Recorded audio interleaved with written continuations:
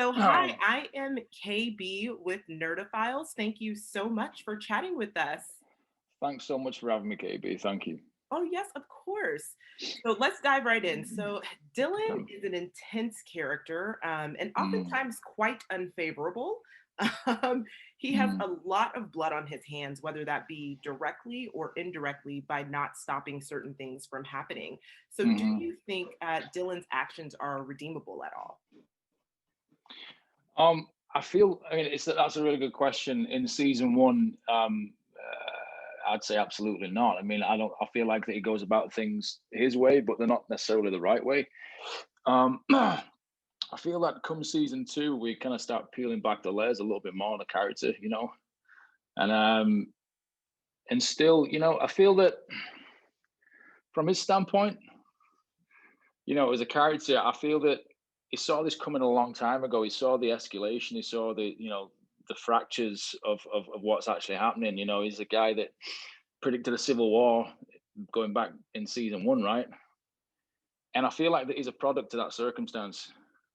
You know what I mean? And I feel like from where I think there is a point throughout this season that it does start to question it, but it takes a lot to happen for him to get to that point. You know what I mean? To actually start questioning whether he's actually doing the right thing and whether or not he's bringing about change and only escalation. So it's a really good question.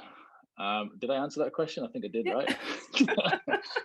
You did, you did. Yeah. And I would have to agree. And I think a lot of the layers that we see peeled back in season two, ironically, have to do kind of with his interaction and his relationship with Sophie, because I Yeah. do feel like, they seem like quite the unlikely pair in the beginning. Absolutely. Yeah. And then things Yeah. really evolve between the two of them. So, what do Oh you yeah. think that like Dylan learns from Sophie over the course of season two?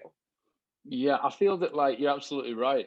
The worlds apart, and at the beginning, Dylan doesn't really know quite what to make of her. He just, he knows that she's not scared of him, despite the fact that she knows who he is.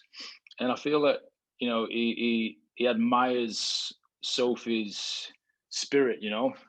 She's got this spirit about her and this kind of power and a character, a personality is very unvarnished. She kind of calls things out the way they are. And I think that's what like bonds them.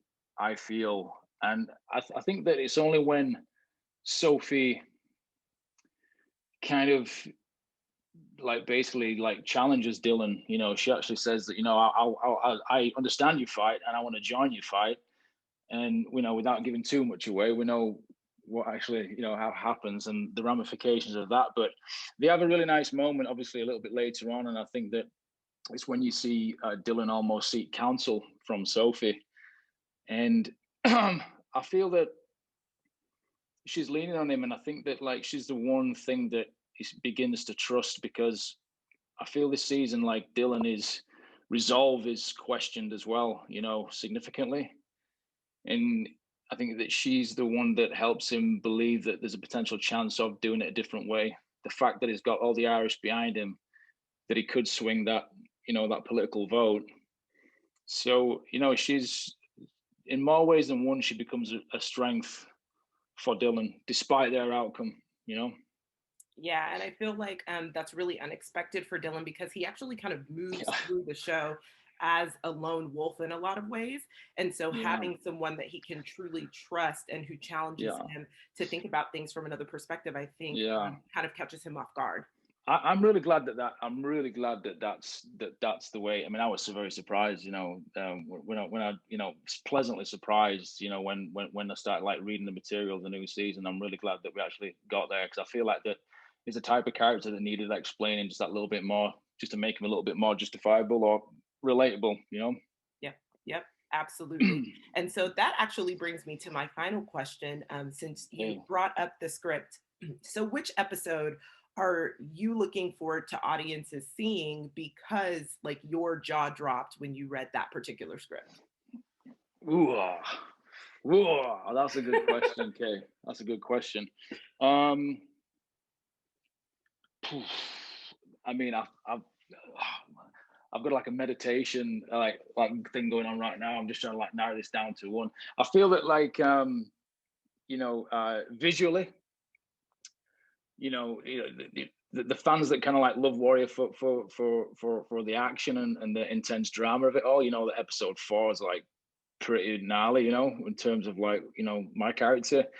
But where the actual show goes, I mean, I honestly don't know. I mean, I think that 9 is a blinder. I mean, oh my god. But I'm going to be biased, and he's my brother, Andrew Koji. I love him to bits, and I've got to say, it's got to be episode 10. I feel like it was a long time. Can I say this? Can I say this now? Can I say this or no? Is this spoiler stuff right now? I don't know. When is this going to be? Listen, I mean, I can push it back so that way, people don't get spoiled. We can absolutely do that. Shall we do that, Kay? Shall we push it back? We should do it. We should do it. Okay, let's do it. Well, I'll listen. I think that like the fans, it's been a long time coming. They're asking the question whether or not like Dylan and Assam are going to go around again, and I am so proud to say that it's one heck of a fight. And I feel like for me personally, all the show's amazing. It's fantastic, and it's like twice a show is what season 1 is, that. But I feel like that episode 10 for me and Andrew was worth the wait. And I feel like that, it's going to break some boundaries. That's a long time to have a good tussle with somebody, Yes. So I think the fans are going to be pleasantly surprised.